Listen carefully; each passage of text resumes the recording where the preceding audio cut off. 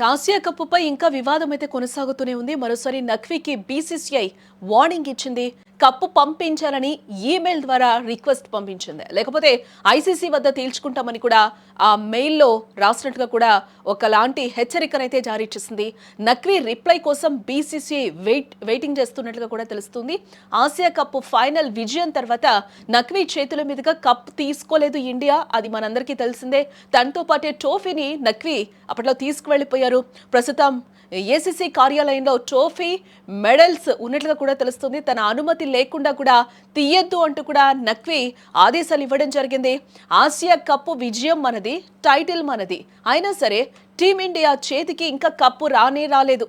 మన కప్పును నఖ్వీ కిడ్నాప్ చేసి తీసుకెళ్లిపోయిన విషయం మనకు తెలిసిందే. ఫైనల్ జరిగి 20 రోజులు గడుస్తున్నా కూడా ఆ వివాదం ఇంకా కొనసాగుతూనే ఉంది. దీంతో బీసీసీఐ నఖ్వీకి లాస్ట్ వార్నింగ్ అయితే ఈమెయిల్ ద్వారా ఇవ్వడం జరిగింది.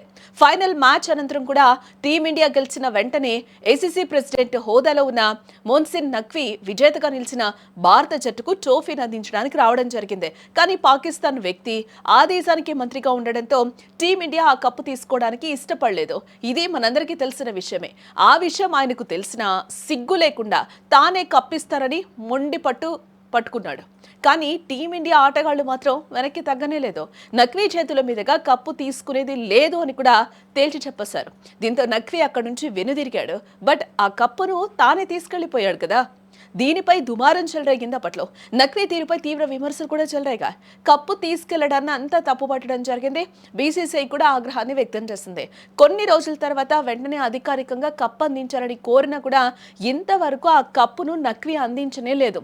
అంతేకాదు కెప్టెన్ సూర్యకుమార్ యాదవ్ వస్తే తానే స్వయంగా అందిస్తానని కొవ్వెక్కిన మాటలతో మరోసారి మంటలను రాజేశాడు నఖ్వీ. దీంతో ఏ విషయాన్ని బీసీసీఐ సీరియస్ గానే తీసుకుంది. కప్పు ఇవ్వాలని తాజాగా లాస్ట్ వార్నింగ్ ఇవ్వడం జరిగింది.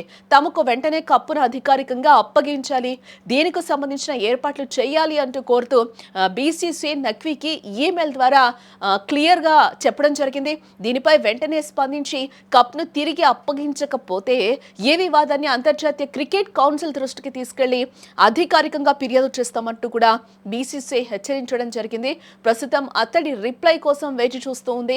ఒకవేళ నఖ్వీ నుంచి సంతృప్తికరమైన స్పందన రాకపోతే బీసీసీఐ ఈ వివాదాన్ని మరింత ముందుకు తీసుకువెళ్లే అవకాశం ఇక్కడ కనిపిస్తూ ఉంది.